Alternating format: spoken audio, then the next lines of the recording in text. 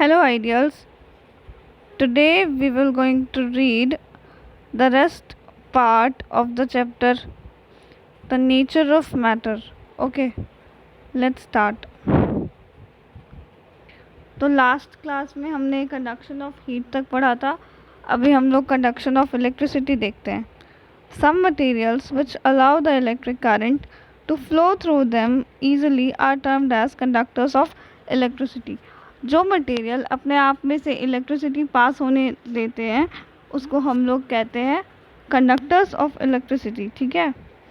On the other hand, the materials which do not allow the electric current to pass through them are called bad conductor of electricity. वैसी चीज़ें जिससे कि बिजली पास नहीं होती, electricity pass नहीं होती, उसको हम लोग कहते हैं bad conductor of electricity. Okay, अब देखो, एन इलेक्ट्रिक वायर और a cable has a number of thin copper wire which are covered by plastic. अब जो हम लोग इलेक्ट्रिक का वायर देखते हैं, ठीक है, या फिर केबल वायर है, उसके अंदर बहुत पतला पतला कॉपर का वायर होता है. ठीक है. और वो कॉपर के वायर के ऊपर फिर प्लास्टिक का कवर चढ़ाया हुआ होता है, क्योंकि कॉपर का वायर है तो इलेक्ट्रिसिटी तो पास करेगा ही उससे, लेकिन प्लास्टिक से नहीं करेगा. और प्लास्टिक से नहीं करेगा तो हम लोग उसको जब छुएंगे तो हम लोगों को शॉक नहीं लगेगा, है ना, नहीं तो हम लोगों को करंट लग सकता है. Electricity can easily pass through electric wire. देखो लिखा हुआ है यहाँ पे, इलेक्ट्रिसिटी जो है वो इलेक्ट्रिक वायर के से ईजिली पास हो सकता है. But due to covering of plastic when we touch the wire we don't get electric shock. लेकिन उस पर चूँकि प्लास्टिक का कवर चढ़ा हुआ है, इसके कारण जब हम लोग उसको छूते हैं वायर को तो हम लोगों को शॉक नहीं लगता, क्योंकि हम लोग डायरेक्ट कॉपर का वायर नहीं छू रहे हैं, हम लोग प्लास्टिक छू रहे हैं, है ना. If we touch a bare wire, then electricity will flow through us and goes into the ground. और वहीं अगर हम लोग ऐसे खाली तार को छुएंगे ना तो हम लोगों को करंट लग सकता है. तो क्या होगा, इलेक्ट्रिसिटी हमारे में से पास करके ग्राउंड में चला जाएगा, यानी अर्थ में. ठीक है. Then we receive a dangerous shock. तो हम लोगों को बहुत ही डेंजरस झटका लग सकता है. इलेक्ट्रिक शॉक होता है ना, वही वाला. अब देखो, heaviness. Some materials are heavier than water, so sink to the bottom of the water, while lighter ones keep floating to the surface of water. कुछ materials क्या होते हैं, पानी से ज़्यादा भारी होते हैं, तो क्या होता है, वो पानी के नीचे बैठ जाते हैं, है ना. आप लोग देखना करके एक्सपेरिमेंट. और कुछ चीज़ें क्या होती है कि वो हल्की होती है तो पानी के ऊपर तैरने लगते हैं. ठीक है. अब देखो हम लोग पढ़ते हैं transparency. Transparency is the special quality of matter in which the rays of light can easily pass through some material. Transparency ना एक स्पेशल क्वालिटी है मैटर का, ये सब में नहीं होता है ट्रांसपेरेंसी. ट्रांसपेरेंसी हम लोग कब कहेंगे कि इस ऑब्जेक्ट में ट्रांसपेरेंसी है, जब किसी ऑब्जेक्ट के थ्रू टोटल लाइट पास कर रहा है, लाइट रे टोटल रे पास कर जा रहा है. ठीक है, उसके अंदर से, तो हम लोग कहते हैं कि वो ट्रांसपेरेंसी शो कर रहा है, वो ऑब्जेक्ट मतलब ट्रांसपेरेंट है. ठीक है. If it happens the material is said to be transparent material. अगर ऐसा होता है तो हम लोग कहते हैं कि ये मटेरियल क्या है, ट्रांसपेरेंट है. And this property of matter is termed as transparency. और ये जो प्रॉपर्टी है इसको हम लोग कहते हैं ट्रांसपेरेंसी. ठीक है. अब देखो, some material such as wood, plastic, metal, stone etcetera can not pass the rays through themselves. अब जैसे वही कुछ ऑब्जेक्ट है, जैसे कि वुड हो गया, प्लास्टिक हो गया, ये सब में क्या होता है ना, लाइट रे पास नहीं कर पाता. ठीक है. तो इसके कारण ये सब ऑब्जेक्ट को हम लोग कहते हैं ओपेक ऑब्जेक्ट. क्या कहते हैं, opaque object. Hence these materials are termed as opaque and the property is termed as opacity. ठीक है.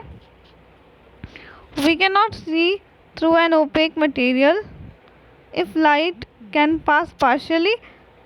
अब देखो क्या कह रहा है, पहले ओपेक मटेरियल के बारे में बताया कि हम लोग we can not see through an opaque material. अगर हम लोग अपने हाथ में एक ओपेक ऑब्जेक्ट ले लिए और उस ओपेक ऑब्जेक्ट से हम लोग दूसरी ओर देखने की कोशिश करें तो हम लोगों को नहीं दिखेगा. ठीक है. If light can pass partially then it is called translucent. We cannot clearly see through a translucent material. अब देखो, अगर लाइट जो है वो पार्शियली पास हो रहा है, मतलब थोड़ा थोड़ा पास हो रहा है, तो हम लोगों को चीज़ें दिखेंगी उस पार की, लेकिन थोड़ा धुंधला दिखेगा, अच्छे से क्लियरली विजिबल नहीं होगा वो, ठीक है। We can not clearly see through a translucent material, तो वही कह रहा है कि हम लोग किसी ट्रांसलूसेंट मटेरियल से क्लियरली नहीं देख सकते हैं कुछ भी। अब देखो यहाँ पे एक बॉक्स है, स्टेट्स ऑफ मैटर एक बगल लिखा हुआ है, फिर उसके बाद ट्रांसपेरेंट मटेरियल लिखा है, फिर ओपेक मटेरियल लिखा है, ट्रांसलूसेंट मटेरियल लिखा है। अभी देखो आपको देखना है सॉलिड, स्टेट्स ऑफ मैटर में सॉलिड में आता है ग्लास, ट्रांसपेरेंट मटेरियल ग्लास है, ओपेक ऑब्जेक्ट क्या है, ओपेक ऑब्जेक्ट कार्डबोर्ड है, ट्रांसलूसेंट मटेरियल क्या है, स्मोक्ड ग्लास, ठीक है। अब देखो लिक्विड, लिक्विड में क्या होता है, ट्रांसपेरेंट क्लीन वाटर होता है ना, ओपेक ऑब्जेक्ट क्या है, मिल्क है, ट्रांसलूसेंट क्या है, टर्बिड वाटर, ओके। अब देखो स्टेट्स ऑफ मैटर में गैसेस आता है, गैसेस में देखो ट्रांसपेरेंट में एयर है, ओपेक में ब्रोमीन है, एंड ट्रांसलूसेंट मटेरियल में डस्ट लोडेड एयर, ठीक है। ये सारी कुछ बताया गया है कि कौन से स्टेट में कौन सा ऑब्जेक्ट क्या है, ट्रांसपेरेंट है कि ओपेक है कि ट्रांसलूसेंट है,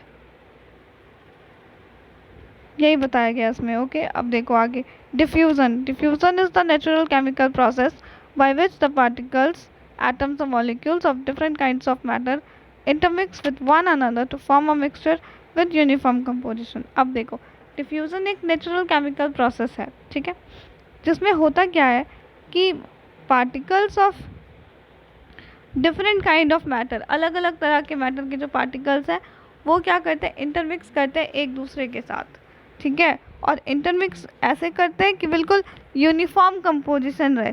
अब यूनिफॉर्म कंपोजिशन का क्या मतलब है, देखो जब हम लोग पानी में चीनी मिलाते हैं तो हम लोग अच्छे से मिलाते हैं, फिर आप उस पानी का एक घोट पियो, 2 घोट, चाहे आप एक सिप लो, 1 घोट पियो पानी का, आपको उतना ही चीनी का टेस्ट लगेगा, है ना, अगर वो अच्छे से मिला हुआ है तो इसको कहते हैं यूनिफॉर्म कंपोजिशन, मतलब पूरे शरबत में एक जैसा चीनी है, ठीक है।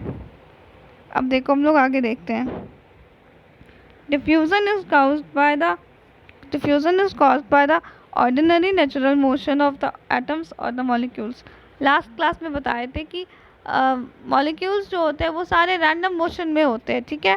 तो डिफ्यूज़न जो है वो किसके कारण होता है, तो नेचुरल मोशन जो मॉलिक्यूल और एटम कर रहे होते हैं उसके कारण।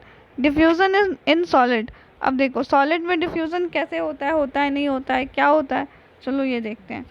Solids do not diffuse, solid diffuse नहीं करता, it is because the particles of solid are held very strongly and there is a very small motion of atom.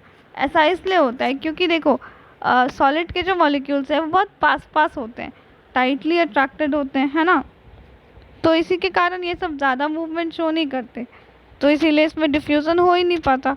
अब देखो diffusion in liquid, liquid can easily diffuse into one another, liquid जो है वो आसानी से diffuse हो सकता है, क्यों हो सकता है, क्योंकि it is because the atoms of liquid are not held very strongly. ऐसा इसलिए क्योंकि लिक्विड का जो एटम है वो ज़्यादा स्ट्रांगली नहीं एक दूसरे से जुड़ा हुआ है, ठीक है, थोड़ा सा स्पेस है दोनों के बीच में। अब देखो लास्ट क्या है, डिफ्यूज़न इन गैसेस, वो हम लोग पढ़ते हैं। Gases are easily diffuse, gases ना बहुत ईजिली डिफ्यूज़ हो जाता है, it is because the atoms of gases are free to move. ऐसा इसलिए होता है क्योंकि गैसेस के जो एटम है वो फ्री है मूव करने के लिए, वो किधर भी मूव कर सकते हैं। When the gases are hot they diffuse very quickly, जब गैसेस हॉट होते हैं तो वो बहुत जल्दी डिफ्यूज़ कर जाते हैं, ठीक है। अब देखो diffusion take place between same state और डिफरेंट स्टेट, डिफ्यूज़न जो है वो सेम स्टेट में हो सकता है या डिफरेंट स्टेट में हो सकता है, ठीक है। अब attraction towards a magnet, some substance are attracted towards a magnet such as iron, cobalt, nickel. कुछ सब्सटेंस जो है वो मैग्नेट से अट्रैक्ट हो जाते हैं, ठीक है, जैसे कि आयरन है, कोबाल्ट है, निकल है। Some metals and their oxides are attracted by a magnet, कुछ मेटल्स है या फिर मेटल के ऑक्साइड्स हैं वो मैग्नेट से अट्रैक्ट हो जाते हैं। ऑल द ऑक्साइड का कुछ भी नहीं, ऑक्साइड देखो ऑक्साइड का मतलब क्या होता है, जब मेटल को ऑक्सीजन के साथ रिएक्ट कराओगे तो वो बनता है मेटल ऑक्साइड, ठीक है, उसी को कहते हैं metal and their oxide are attracted by a magnet. तो ये मैग्नेट से अट्रैक्ट हो जाता है। अब देखो, all the object made of iron are attracted by a magnet. Iron का बना हुआ जितना भी चीज़ है सब मैग्नेट से अट्रैक्ट होता है। The object that are not made of iron are not attracted towards a magnet. ऐसी चीज़ें जो कि आयरन से नहीं बनी वो मैग्नेट से अट्रैक्ट नहीं होगा, ठीक है। Eraser, silver coin, aluminium foil are not attracted towards a magnet. अब देखो कुछ एग्जांपल दिया हुआ है, जैसे इरेजर है, सिल्वर कॉइन है, एल्यूमिनियम फॉयल है। एल्यूमिनियम फॉयल होता है ना जो हम लोग घर में यूज़ करते हैं किचन में खाना पैक करने के लिए, वो वाला। ये सब जो मैग्नेट से अट्रैक्ट नहीं होता। अब देखो, liquids and gases are not attracted towards a magnet.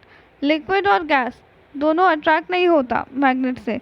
Magnetic property of iron is used in making windows, door closers और door closers of almirah, catchers, stickers, toys. अब देखो ये कह रहा है कि मैग्नेटिक प्रॉपर्टी जो आयरन की होती है वो किस किस चीज़ में यूज़ आती है, क्या क्या चीज़ बनाने के लिए। तो खिड़की बनाने के लिए, डोर क्लोजर ऑफ अलमीरा, अलमीरा में डोर क्लोजर होता है ना ताकि अलमीरा लॉक हो जाए अच्छे से। स्टिकर्स है, टॉयज है, ये सारी चीज़ें बनाने के लिए यूज़ आता है। Dynamo are made of iron. Iron is widely use for generating electricity. अब देखो आयरन को बहुत बड़े पैमाने पे यूज़ किया जाता है, किसके लिए, इलेक्ट्रिसिटी जनरेट करने के लिए। ओके,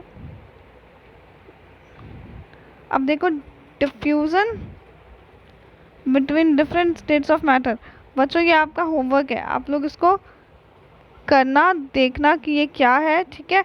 इसको पढ़कर रखना अच्छे से, इसको हम लोग नेक्स्ट क्लास में डिस्कस करेंगे। तो आज के लिए आपका ये तो चैप्टर तो पूरा कंप्लीट हो गया। Stay home, stay safe, take care. Next video में हम लोग इसके क्वेश्चन आंसर करेंगे, टिक द करेक्ट करेंगे, ट्रू फॉल्स जो भी है। ओके, वीडियो अच्छी लगी हो तो लाइक करना, शेयर करना, सब्सक्राइब करना एंड कमेंट करना मत भूलना। And happy learning.